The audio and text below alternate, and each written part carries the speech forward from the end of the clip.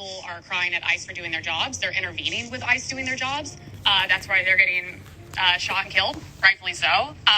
Both of those deaths of whatever their names were could have been completely avoidable. Probably better off without them, regardless. And yeah. Let's go ahead and focus in on one of the 3 citizens who has been murdered by ICE, and that will be Alex Preddy. So first, you made a very bold claim.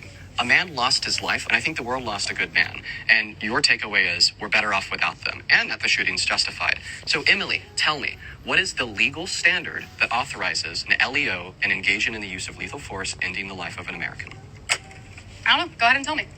If you don't know the legal standard that justifies a shooting, then why the hell are you sitting here saying the shooting was justified? I think it was justified because of his actions. Perfect. What actions?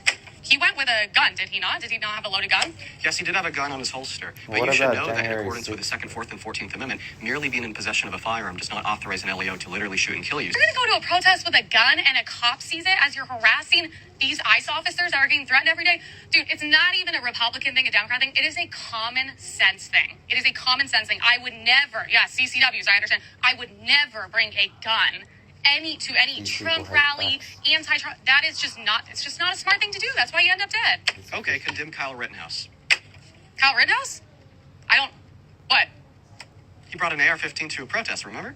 I'm saying I don't know Kyle Rittenhouse situation. It was a big story. I don't care. I don't know what happened. I don't think he's a bad kid. I'm glad he's not dead. Wait, Emily, this doesn't make any sense, because earlier you said the world is literally better without Alex Preddy because he brought a gun to a protest. Now you're saying that you don't think that Kyle Rittenhouse is a quote-unquote bad kid, regardless of the fact that he brought a gun to a protest. So what it seems like is that bringing a gun to a protest is not the relevant factor here that leads you to the conclusion that Alex Preddy was terrible and we're better off without him, and Kyle Rittenhouse is not a bad kid, but rather political affiliation. I don't give a because he was a loser, and his life didn't really have much meaning, and it sure doesn't matter to me. So just to clarify, you think that a nurse at a veterans hospital who helped save the lives of those that were willing to lose their lives for us in war, protecting our Constitution, our inalienable natural-born rights, is a f***ing loser doing nothing productive for society, right?